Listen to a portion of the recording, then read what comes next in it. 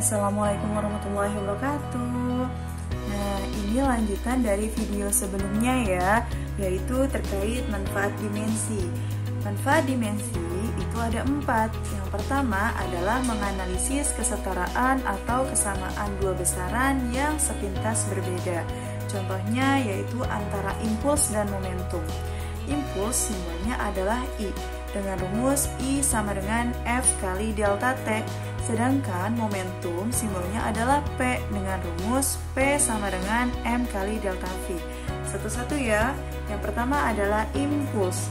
Impuls di sini rumusnya F kali delta T. Berarti kalian harus tahu dulu nih rumusnya. F itu adalah besaran turunan karena ini adalah gaya. Delta T adalah selang waktu. Karena gaya adalah besaran turunan, maka kalian turunkan dulu. F terdiri dari rumus M dikali A. Dan selang waktu, yaitu T. Tetap ya, karena itu adalah besaran pokok. Setelah kalian sudah menuliskan rumusnya, langkah kedua yaitu tentunya kalian akan menuliskan satuannya. Oke, M adalah massa, satuan massa adalah kilogram. A adalah percepatan, satuannya adalah meter per second kuadrat. Sedangkan T adalah waktu, satuannya adalah second. Dari rumus ini dan dari satuan ini kalian bisa lihat adakah yang bisa dicoret? Ada, yaitu S-nya ya, berarti tinggal 1, sehingga tinggal kilogram kali meter per second. Kalau sudah menuliskan satuan, kalian bisa menentukan dimensinya. Dimensi dari kilogram, yaitu satuan dari massa, berarti M besar. M adalah meter dari besaran panjang, berarti dimensinya adalah L. Per S adalah satuan dari waktu, sehingga besaran waktu adalah T besar. Sehingga kita bisa tuliskan dimensinya adalah M dikali L dikali T pangkat minus 1. Kenapa minus 1? Karena awalnya adalah T pangkat 1 berada di bawah tanda per. Kelihatan ya? Oke, lanjut. Momentum. Simbolnya adalah P. Rumusnya adalah P sama dengan M kali delta V. Seperti biasa, kita tulis satuannya. Satuan dari massa adalah kilogram. Satuan dari kecepatan adalah meter per second. Sehingga kalau sudah menuliskan rumus, sudah menuliskan satuan, kita akan tahu dimensinya. Dimensi dari satuan kilogram, yaitu besaran massa, yaitu M besar. M adalah meter, yaitu satuan dari besaran panjang, berarti L besar. Per S adalah satuan dari waktu, sehingga kita tahu besarannya adalah T besar. Kita bisa ambil kesimpulan, dimensi dari momentum adalah M dikali L dikali T pangkat minus 1. Sama seperti tadi, kenapa pangkat minus 1? Karena awalnya adalah T pangkat 1 berada di bawah per, sehingga naik ke atas jadi minus 1. Bagaimana kesimpulan dari manfaat dimensi yang pertama? Yaitu antara impuls dan momentum memiliki kesetaraan. Paham ya? Karena sama-sama MLT pangkat minus 1, ini juga MLT pangkat minus 1. Lanjut. Manfaat dimensi yang kedua yaitu menganalisis kebenaran suatu persamaan yang menyatakan hubungan antar besaran. Di sini contohnya adalah rumus kecepatan akhir pada graf lurus berubah beraturan, yaitu VT kuadrat sama dengan V0 kuadrat plus 2AS, di mana Vt adalah kecepatan akhir, V0 adalah kecepatan awal, A-nya adalah percepatan, S-nya adalah jarak atau perpindahan. Setelah tahu rumus, kalian akan menuliskan satuan. Oke, satuan kecepatan adalah meter per second. Ingat, itu kuadrat ya. Kemudian, kecepatan awal sama rumusnya meter per second karena sama-sama kecepatan. Plus 2 kali A. A adalah percepatan. Satuannya adalah meter per second kuadrat. Kali S, satuannya adalah meter. Oh iya, dalam dimensi, nilai atau angka tidak diikutsertakan ya. Lanjut, M adalah meter, yaitu satuan dari besaran panjang, sehingga kita tuliskan L besar. Per S adalah satuan dari waktu, sehingga kita tulis dimensinya adalah T besar. Jangan lupa dikuadratkan. Sama dengan M adalah satuan dari panjang, sehingga bisa kita tuliskan L besar. Per S adalah besaran dari waktu. Kenapa? Karena satuannya S, sehingga kita tulis T besar. Jangan lupa dikuadratkan. Plus M kali M kuadrat. Sama ya, berarti per S kuadrat. Berarti sama seperti tadi, L per T kuadrat. Sehingga kita tuliskan dimensi akhirnya yaitu L per T. Jangan lupa dikuadratin karena ini kuadrat, sama dengan, kelihatan gak nak? Oke, sorry ya, seperti ini. L kuadrat per T kuadrat plus L kuadrat per T kuadrat. Kalian lihat di ruas kiri maupun di ruas kanan sama, sehingga bisa kita ambil kesimpulan bahwa analisis dimensi tersebut untuk rumus kecepatan akhir pada GLBB adalah benar. Paham ya? Lanjut.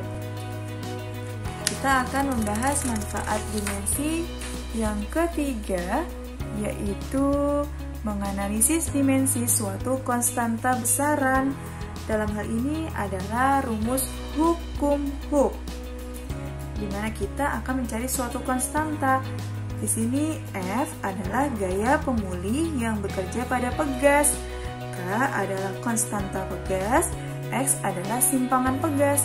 Karena di sini fungsinya adalah menentukan konstanta besaran, maka kita cari rumus K-nya nih. Berarti K kita bisa cari dengan rumus K sama dengan F per X. Tadi F adalah gaya pemulih. Gaya, rumusnya apa nak? M dikali A per X. X tadi adalah simpangan pegas. Satuannya adalah meter. Setelah tahu rumus, kita tulis apa lagi tadi? Kita tulis satuannya di sini ya. K sama dengan M. Massa satuannya adalah kilogram.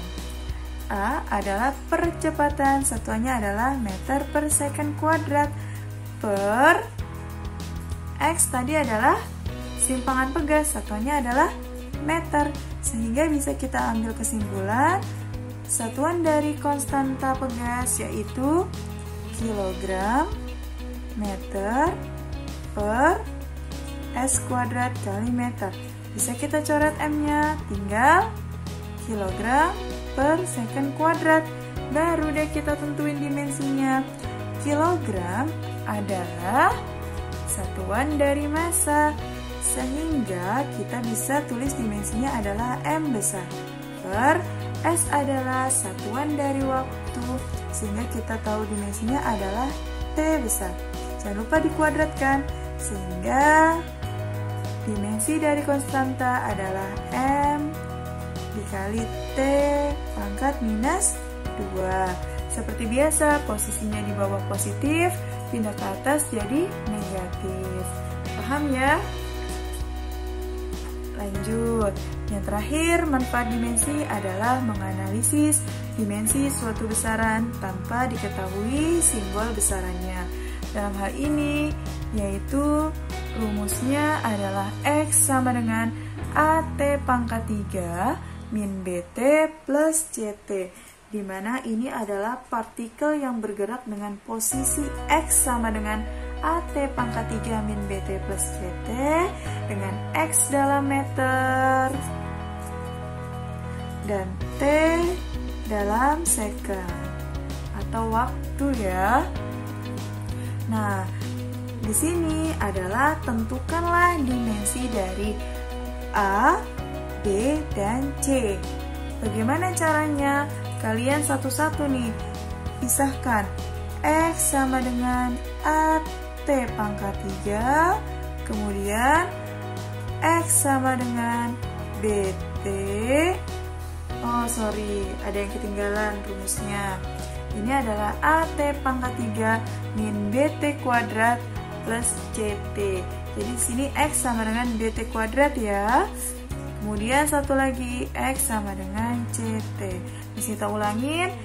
Yang keempat adalah manfaat dimensi untuk menentukan besaran yang tidak diketahui simbol besarannya. Yaitu di sini adalah rumus partikel yang bergerak dengan posisi X sama dengan AT pangkat 3 min BT kuadrat plus CT, di mana X dalam meter dan T dalam second. Oke, satu-satu mencarinya, yaitu X sama dengan AT pangkat 3, kemudian X sama dengan BT kuadrat, dan yang terakhir X sama dengan CT. Gimana menentukan dimensi A-nya? Berarti A sama dengan X per T pangkat 3.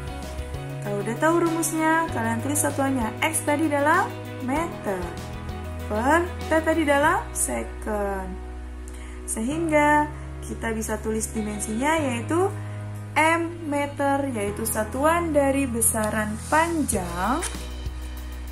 Kita tulis L besar per, kelihatan tidak nak? Oke.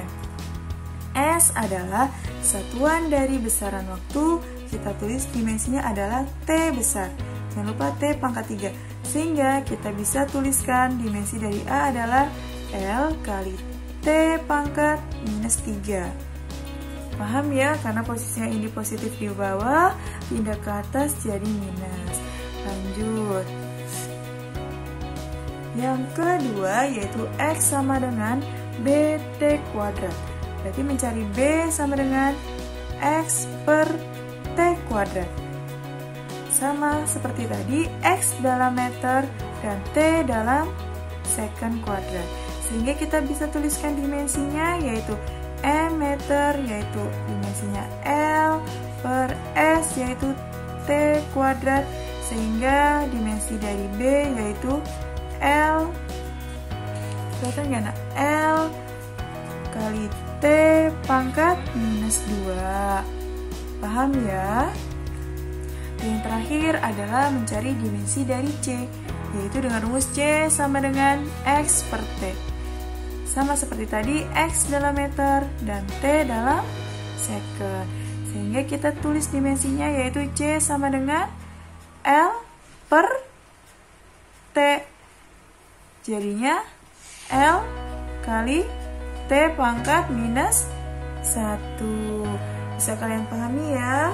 Jadi kesimpulannya adalah besaran A memiliki dimensi L kali T pangkat minus 3, besaran B dengan dimensi L kali T pangkat minus 2, dan dimensi C dengan L kali T pangkat minus 1.